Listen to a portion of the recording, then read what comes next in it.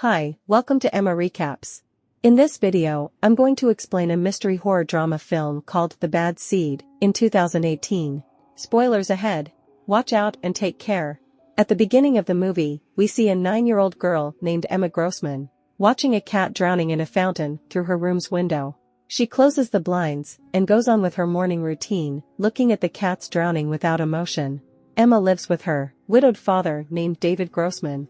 She is an excellent student and a well-mannered kid. However, she seems to have no human emotions. That day at breakfast, Emma tells him of her ambition to win a citizenship award at school. As the two talk, Emma's aunt, Angela, comes in. She informs David of a new babysitter she has found for Emma. It turns out that Emma's previous babysitter suffered an unfortunate accident. As they talk, Emma points out the dead cat in the fountain. David brings the cat out, but Emma seems to have no regrets or feelings about the cat's death. That day at school, a wasp scares the children as they study. As the students retreat in fear, Emma bravely takes a glass and captures the wasp to let it fly outside the windows. Meanwhile, David interviews a babysitter named Chloe. He likes her portfolio of work, so he hires her. Chloe seems to be interested in David. Back at school, Emma's classmate, Katie, is playing when she bumps into Emma, who helps her get up. Their teacher watches the events unfold. It looks as if Emma is trying to be compassionate to win the citizenship award. That night, Emma practices smiling in front of the mirror. The following day is the award day. David dresses up Emma and drives her to school. All the parents and students are seated in the audience when the teacher announces that Milo has won the citizenship award. Emma is beyond disappointed. When David talks to Emma about Milo's win, she says that she was the one who deserved it and begins insulting Milo. She apologizes when David looks at her disapprovingly. Sometime later, when no one is watching, Emma takes Milo to show him a cliff nearby. When Milo suggests returning, Emma walks towards him and the screen goes blank. Later, when Milo's parents ask her if she has seen him, she lies and says she hasn't seen him since the bonfire. Suddenly, two girls come running from somewhere, screaming for help. All the parents run to see Milo has fallen off the cliff and drowned in the ocean. His father carries his washed-up body and tries giving him CPR, but Milo is dead. The following morning at breakfast, David asks Emma how she feels, but she completely ignores the fact her friend died the day before. Later, the new babysitter, Chloe, comes to the house. That night, David isn't home. Emma finds Chloe in David's room, stealing some of David's medicines. Later, as they watch movies, Emma confronts her about the drugs. She promises to not tell David if Chloe does what she wants. Emma then orders her to get her an ice cream. Chloe calls the little girl a bitch, but does what she says. The following day is Milo's memorial. After the ceremony, everyone is crying except for Emma. David talks to Milo's parents and finds out that the medal is missing. They assume that it sank in the ocean.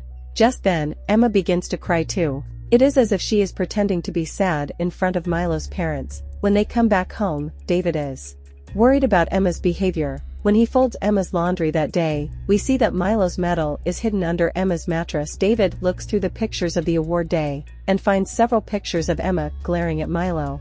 He suspects that his death has to do something with Emma. Later that day, Emma's teacher, Mrs. Ellis, and a police officer visit David to talk about Milo's death. Mrs. Ellis claims that someone had seen Emma with Milo in the cliff before his death. Emma listens to their conversation from the door. She fakes falling on a vase and hurting herself to stop the adults from talking. Seeing that Emma is hurt, Mrs. Ellis and the officer leave. While taking care of Emma's wound, David asks her if she was with Milo in the cliff, but Emma denies. When he reveals that Mrs. Ellis said she was, Emma gets agitated and yells that Mrs. Ellis hates her. The following day, Chloe goes to their side house where David is working. She asks him if she can smoke there, but David denies, saying that the place has too many inflammable liquids. Right after, Chloe takes Emma to the street to play with her scooter. While they are at it, the two see Mrs. Ellis's car in front of Milo's home. She is talking to Milo's mother. Chloe says that they are building a case against Emma. She knows that Emma did something to Milo. However, the little girl acts like she doesn't know what Chloe is talking about. When they come back home, they continue the conversation. Chloe tells Emma that if they find out what happened to Milo, they will sit Emma in an electric chair. This scares Emma, but she still doesn't admit to doing anything. Later that day, Chloe is looking for Emma around the house, when we notice the wasp nest that had been in the ceiling of the outhouse is gone. Then, we see Mrs. Ellis drive away from Milo's home. As she drives, a wasp distracts her which almost causes an accident. She continues to drive when the camera pans to the back seat. The wasp's nest lies there. Emma has put the nest in the car to try and kill her teacher. Back at home, Chloe finds Milo's medal under Emma's mattress. She hangs it in a lamp in David's dresser so that Emma can be caught. David is in his bathroom when Emma comes to his room and sees the medal.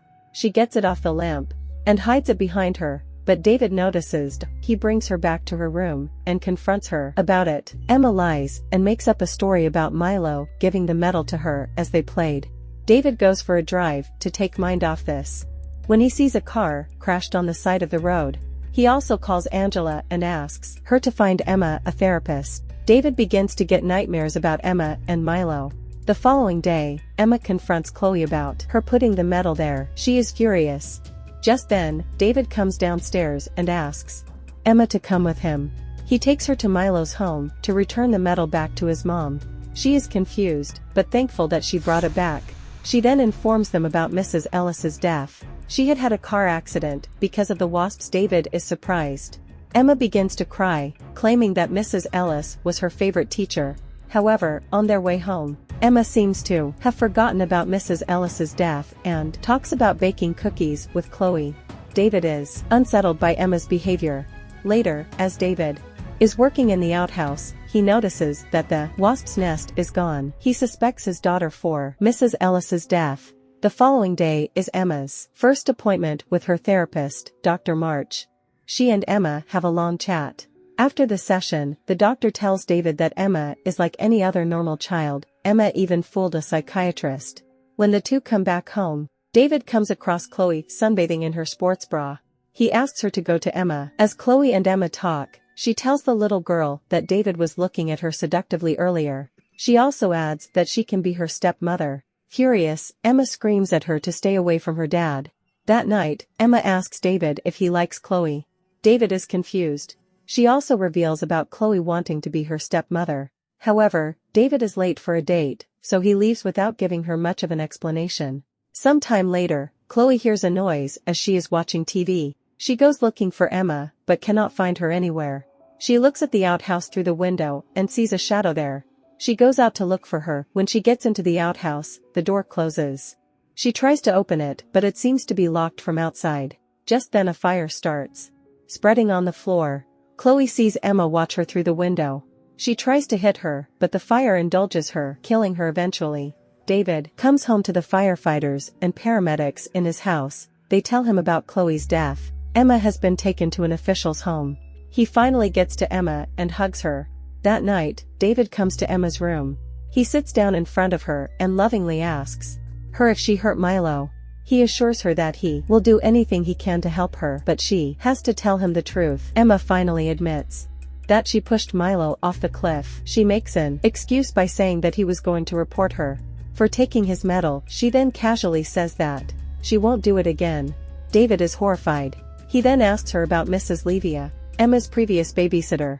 She reveals that she pushed her down the stairs because Mrs. Levia grabbed her hand. She then claims that Levia should have been more careful. Emma gets progressively aggressive as she talks. When asked about what she did to Chloe, she yells at David and blames Chloe for trying to be her stepmother. David is anxious. He cannot believe that his little daughter can commit such a horrible crime. The following morning, the town sheriff calls David and says he wants to meet Emma.